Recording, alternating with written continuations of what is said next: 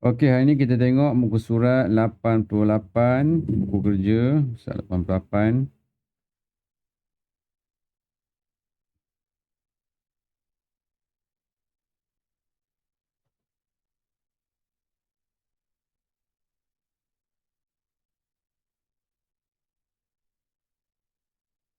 Okey.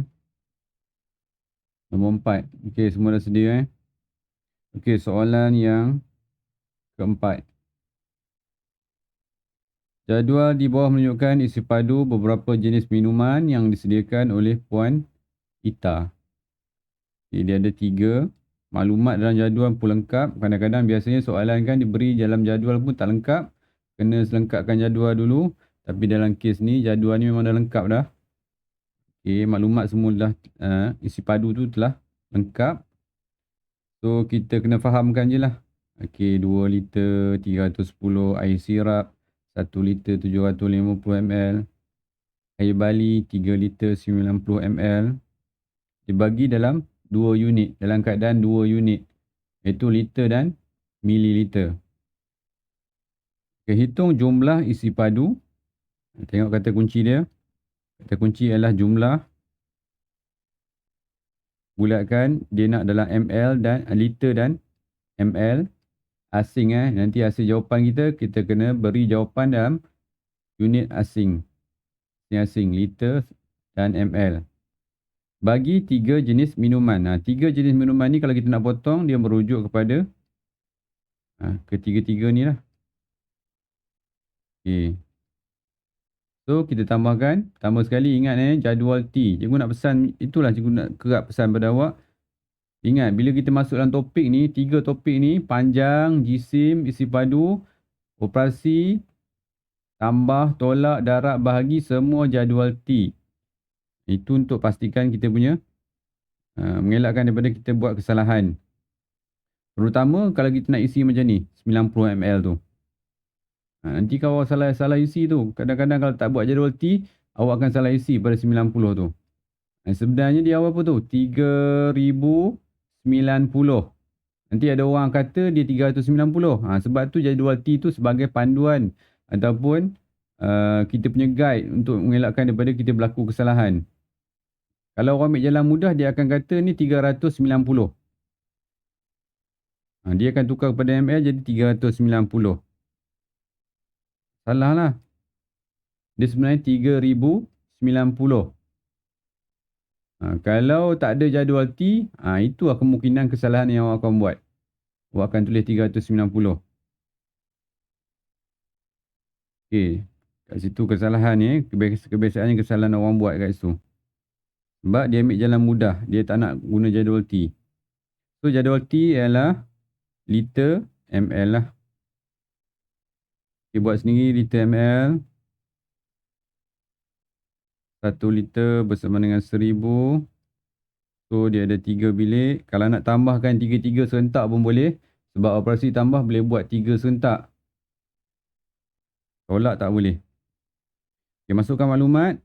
2 liter pada rumah liter. 310 tu pada rumah ml. Kemudian maklumat yang kedua, 1 liter 750 rumah liter. 750 pada rumah ml. Satu lagi, 3 liter 90. Ingatlah sar dengan puluh tu kat mana? Sar dekat ujung, puluh dekat tengah-tengah, ratus dia tak ada. Itu dia akan jadi sifar kat situ. So, akan tambahkan 3-3 tu, tambah 3 serentak pun tak ada masalah. Okey.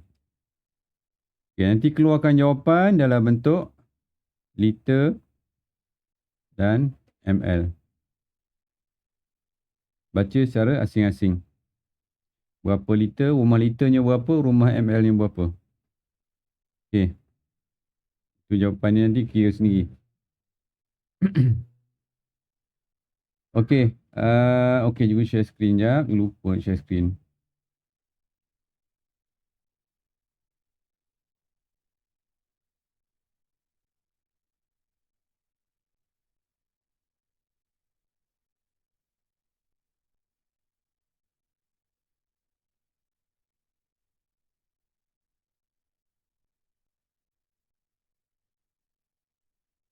Okey.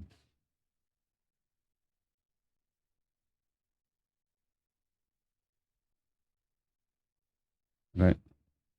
Okey, yang kedua B. Air sirap itu diisi sama banyak. Okey, yang mana tadi air sirap? Mana air sirap? Air sirap merujuk kepada yang kedua tu. Dalam jadual tu kita tengok air sirap yang ni. Okey, jadi maklumat tu dah ada air sirap tu. 1 liter 700 ml. So kita potongkan maklumat yang kita tahu.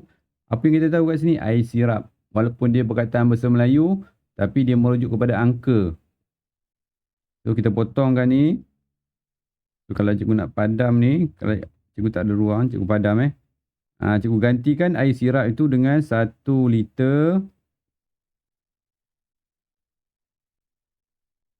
750 ml. Awak potonglah, awak potong. Awak potong perkataan air sirap tu sebab maklumat tu memang dah ada. Air sirap tu dah ada angka dia. Okay, kau potong perkataan air sirap tu gantikan dengan 1 liter 700 ml. Begitulah caranya kalau kita nak menyelesaikan soalan yang berayat. Ayat-ayat yang bahasa Melayu yang kita tahu nilai dia, kita potong gantikan dengan nilai. So kat situ kita dah nampak nanti ayat matematik apa yang kita nak buat nanti. 1 liter 750 ml. Cikgu dah tak sebut lagi dah air sirap tu. Sebab dah gantikan dengan angka. Okey, 1 liter 700 ml itu diisi sama banyak. Okey, perkataan sama banyak kat sini pun dah memberi maksud sesuatu dalam matematik. Apa? Bahagi. Okey, bahagi ke dalam 5. Maknanya 1 liter 750 ml bahagi dengan 5.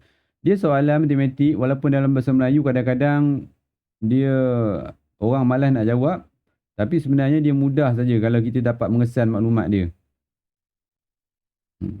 Sebenarnya kita dapat dah satu ayat matematik dia. 1 liter 750 ml. Kita akan bahagikan dengan 5 nanti. Okey. Isi padu air sirap dalam 4 botol ialah 1400. Adakah pernyataan ini benar? Okey, nanti dulu. Okey. Dia bagi tahu kita ini soalan yang soalan pembuktian. Okey, kita kena selesaikan dulu 1 liter 700 ml bahagi dengan 5 dulu. Nanti kita kira untuk 4 botol. Betul ke yang dia cakap ni? 1400 ni, 4 botol ni 1400. Itu dia tanya. Betul ke 4 botol tu? Kalau 4 botol 1 liter 400 ml. So, adakah pernyataan ni benar? Dia tanya. Betul ke? Macam tu seolah-olahnya lah. Buktikan. Okey, kita kira yang ni dulu. Kira yang tu dulu, bahagi dengan 5, buat jadual T.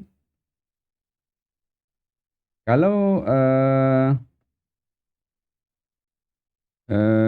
tak nak buat jadual T, tak apa. Tak nak.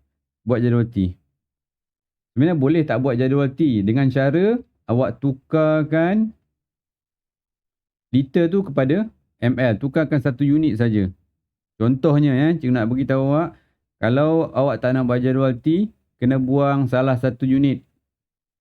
Biarkan dia satu unit saja. Contoh kat sini 1700 ml. Bahagikan dengan 5. Dia dah jadi nombor bulat. Kita boleh buat bentuk lazim seperti biasa. Kalau macam ni, kita boleh buat bentuk lazim macam ni. 175 sifar bahagi dengan 5. Tapi kalau yang ni, sebabkan dia ada 2 unit, dia kena buat jadual T. Yang ni kena buat jadual T. Liter ml. Okey. Nampak tak ada dua keadaan yang berbeza kat situ. Kalau kita menggunakan liter ml, kalau kita gunakan angka 1 liter 700 ml, proses bahagi tu kena buat menggunakan jadual T. Tapi kalau kita tak nak buat jadual T, buang satu unit. Gunakan satu unit saja. Contoh, cikgu ambil kat sini ml saja. 1750 ml bahagi dengan 5. Kalau dah macam ni, tak perlu buat jadual T. Sebab liter dah tak ada. Liter dah tak ada. Okey. Kita boleh buat bahagi seperti biasa. Okay. Kalau kita gunakan yang angka yang kedua tu, kaedah yang kedua tu, kita buat bentuk lazim seperti biasa, kita akan dapat jawapan apa ni? Yang kedua ni, kita pakai yang ni.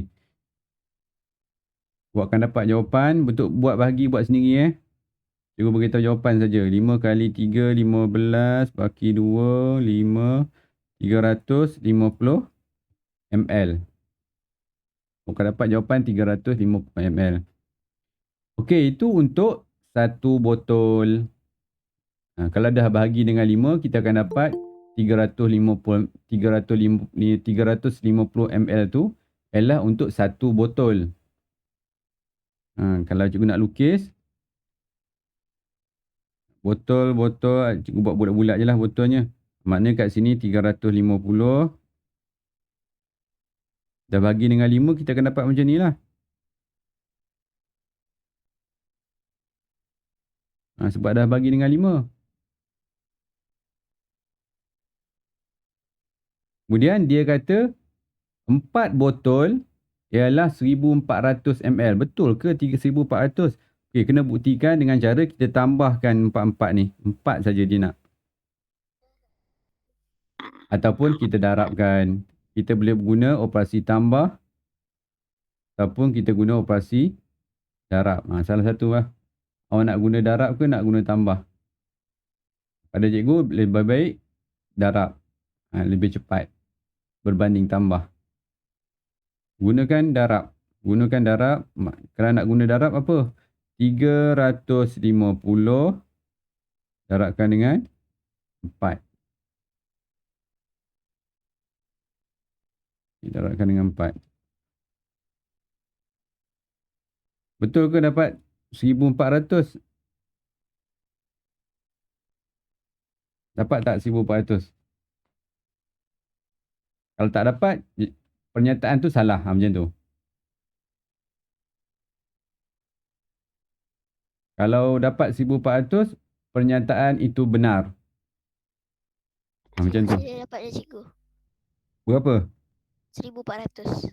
Okey, 1400 ml. So, jadi kena jawab soalan ni. Adakah, kalau orang tanya kita, adakah awak dah makan? Kita akan jawab ya ataupun tidak. Ini soalan ni. Adakah pernyataan ini benar? Kita nak cakap apa kalau orang tanya kita macam tu? Dia jawapan dia sama ada benar ataupun salah. Okey. Kalau orang cakap sekarang pukul 7.48. Betul ke? Awak akan cakap betul. Okey, sekarang ni pukul 10. Awak akan cakap, salah lah. Macam tu. Pernyataan awak tu salah. Macam inilah kita jawab. Adakah pernyataan ini benar? Dia tanya kita. Soalan tu tanda soal. Kita kena cakap, kena jawab ni. Kita perlu jawab soalan ni. Jadi kita kena cakap pernyataan. Ambil balik ayat tu. Ambil sikit kan bahasa Melayu kan. Biasanya kita ambil sikit ayat dia. Untuk jawab tu kan. Pernyataan ini benar ke salah? Benar. Pernyataan ini benar. Dapat markah penuh. Kena cakap macam tu. Ini adalah salah satu jawapan. Ni kat sini satu markah ni. Jalan kerja 2 markah. Jalan kerja 2 markah. Okey, 350 darab dengan 4 satu markah. 1400 ni satu markah. So dia akan dapat 3.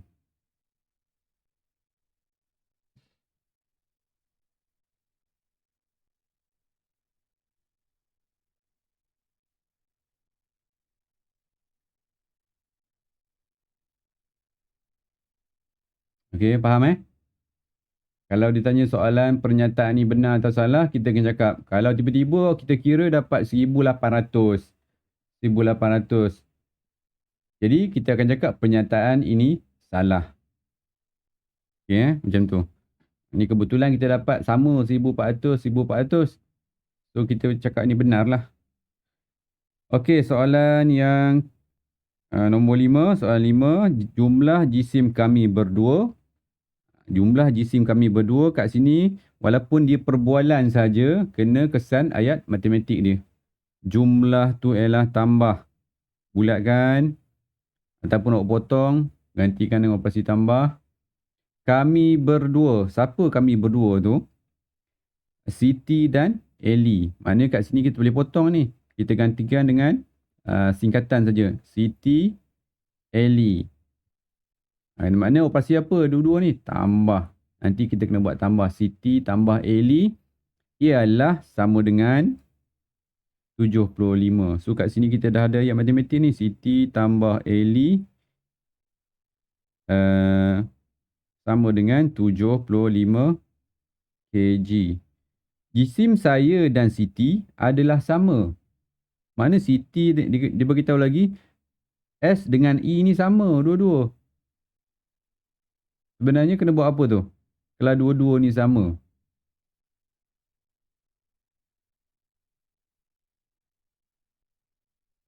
Kalau cikgu nak letak lukis dua-dua orang ni dalam bentuk bulatan, dalam bentuk bulat, dua-dua ni akan dapat sama besar. Macam itulah, sama berat. Sama dengan 75 kg. Dah ada dua sama besar? Ataupun kita boleh guna kaedah kotak. Dua-dua sama besar. Dua-dua ni 75. Pasti apa ni? Kalau nak tahu seorang je? Bahagi 2. Jadi kita dapatlah berat Siti. Berat Siti berapa, berat Ellie berapa nanti. Ni Siti, ni Ellie. Dan sebab dua-dua sama besar, bahagi 2 je lah. Macam tu. Okey, bahagikan 2. 75 kg. Perlu tak buat jadual T? Tak perlu sebab satu unit saja. Sebab dia ada kg saja. Kalau ada kg dan gram, baru kita buat jadual T.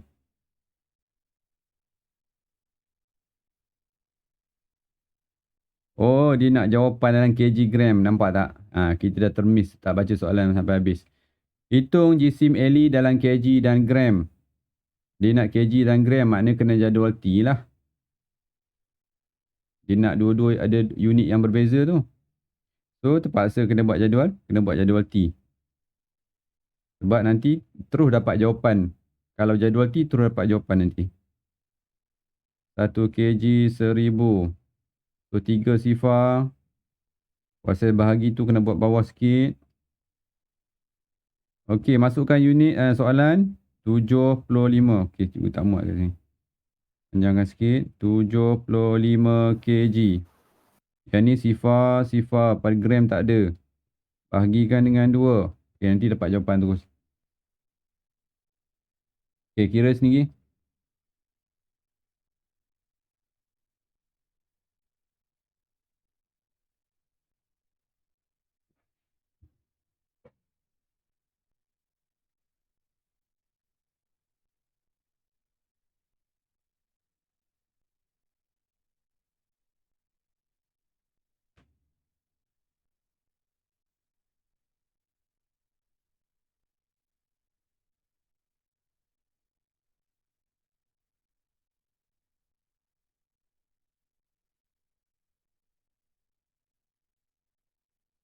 Okey, dapat jawapan. Aras nampak pantai ke dah tengah mandi pantai tu? Orang ni mana?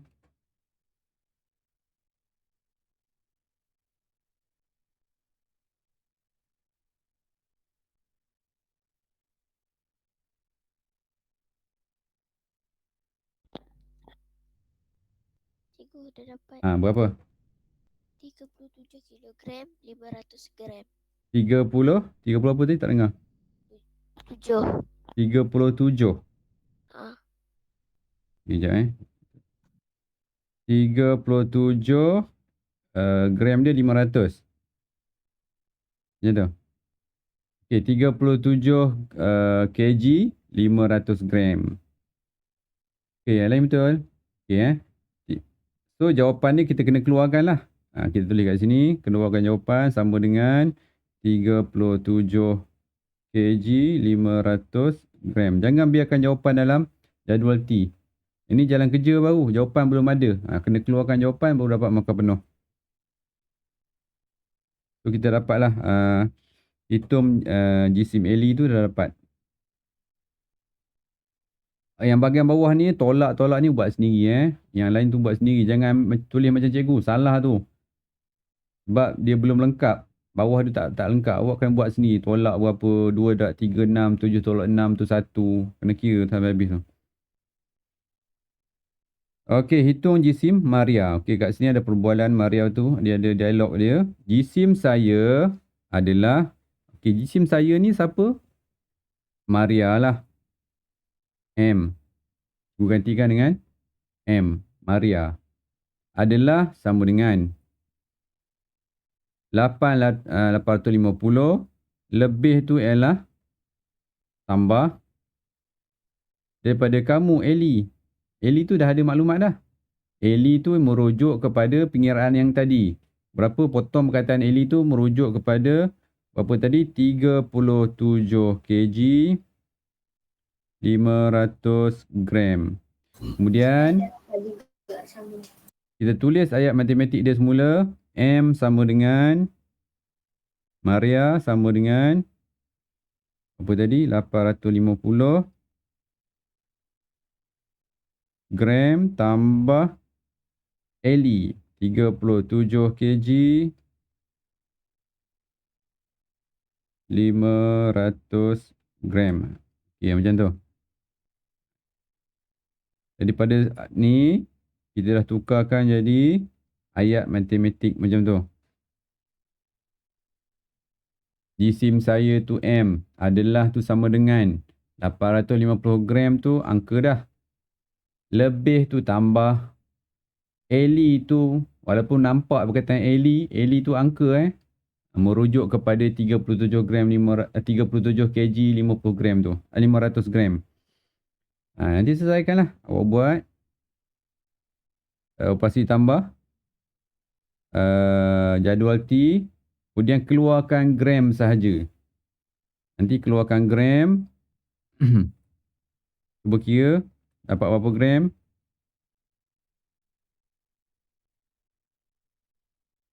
Satu kg 1000 gram. Okay.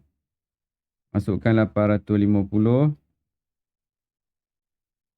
pada rumah gram. Tambah 37 tu pada rumah kg. 500 pada rumah gram. Nanti keluarkan jawapan berapa. Sama dengan dia nak dalam gram keluarkan gram sahaja. Maknanya kita bulatkan gram. Gariskan sampai hujung. Dia tidak bersentuh di garisan tengah. So kita akan baca nak berapa. Tanpa perpuluhan nanti. Tanpa perpuluhan. Okey. Apa jawapan dia? Cikgu tunggu. Okey. Yang lain tolong kira. Jangan tengok saja. Selesaikan terus. Ni latihan terakhir ni. Ni muka surat yang terakhir sebelum kita masuk tajuk baru. Sebelum masuk tajuk ruang nanti.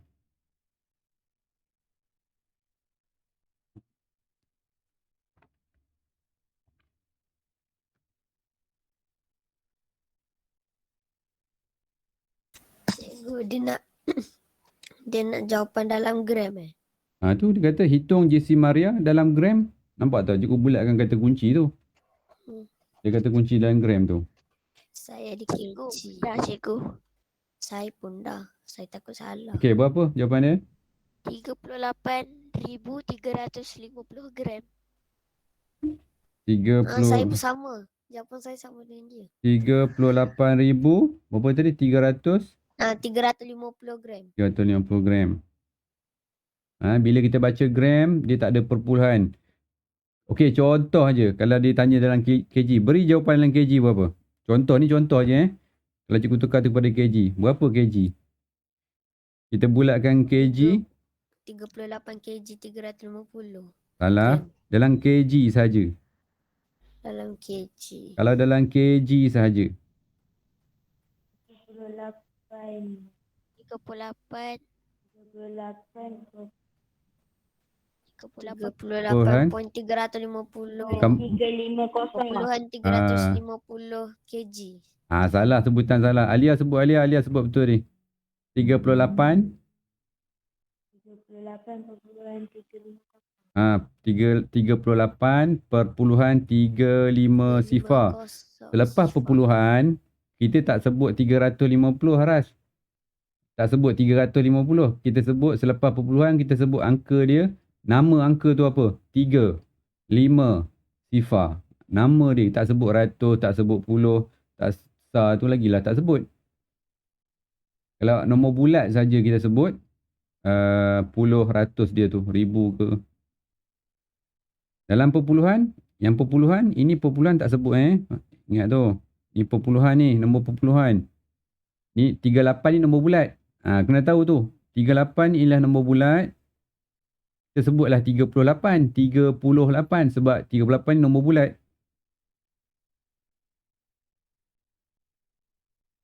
Ini nombor perpuluhan.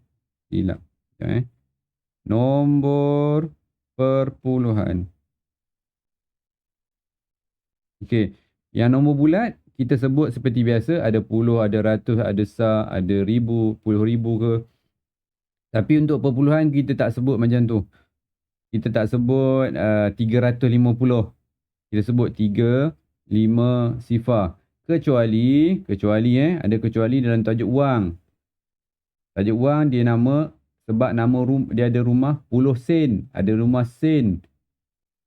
Kalau macam ni, contoh dalam tajuk wang RM RM1.50. Kita tak sebut RM1.5 sifar. 1.5 sifar.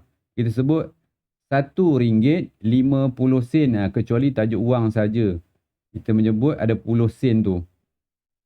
Ada puluh sen. Tu kat situ kena ingat sikit. Tajuk wang saja. Ada sebab tajuk wang dia walaupun nampak macam perpuluhan tapi dia nama dia lain. Nama kat sini puluh sen. Kat sini namanya sen. Dia tak bukannya kat sini namanya ringgit. Dia tak nama sah, puluh, ratus tu. Kalaupun sah ni namanya ringgit. Tempat sah ni namanya ringgit. Namanya ringgit ke so? Okey, tu ada perbezaan sikit dalam tajuk wang. Okey, kalau tengok pada dalam buku teks tu memang dah habis dah kita. Dalam buku teks pula. Dalam buku kerja awak tu memang dah habis dah. Okey, nanti kelas akan datang kita akan masuk tajuk ruang. Ini best sikit. Bila dah hujung-hujung ni tajuk dia makin mudah sikit. Dia makin mudah. Ni tajuk yang panjang, jisim, isi padu ni semua mudah je. Ada nota tak sini? Oh, tak ada. Okey. Jadi kesimpulan apa yang kita belajar sebenarnya dalam tajuk jisim, panjang dan isi padu, yang perlu hafal adalah jadual T tu. Dalam tajuk panjang ada 3 jadual T. Ada 3 jadual T dan km meter, meter cm, cm mm. Dalam tajuk jisim ada 1 jadual T saja, kg gram. 1 kg bersama dengan 1000. Dalam tajuk isi padu ada 1 juga, liter ml. So total sekali 5 jadual T yang kena awak hafal. Dan jadual T ni pun lebih kurang sama. Jadi senang kita nak hafal. Biliknya sama kan? Cuma bilik cm dengan bilik mm saja yang berbeza kat situ. Okey. Jadi selesai sudah tajuk panjang, jisim, isi padu. So kelas akan datang kita akan masuk tajuk ruang. Tajuk ruang pun lagi mudah. Dari tajuk hujung-hujung ni dah mudah. Pada cikgu, tajuk yang paling susah ialah tajuk masa. Tajuk masa paling susah sekali. Dengan pecahan. Yang lain mudah je. Jadi kita dah melepasi yang susah dah. Sekarang dah masuk yang hujung-hujung, topik hujung ni dah mudah. Okey, setakat ni ada soalan? Ada soalan? Tak ada. Okey, kalau tak ada itu saja. Nanti kita jumpa pada hari Rabu. Okey. Okey, cikgu. Okey. Terima kasih semua. Okey, bye. Terima kasih cikgu. Bye. Okey, bye.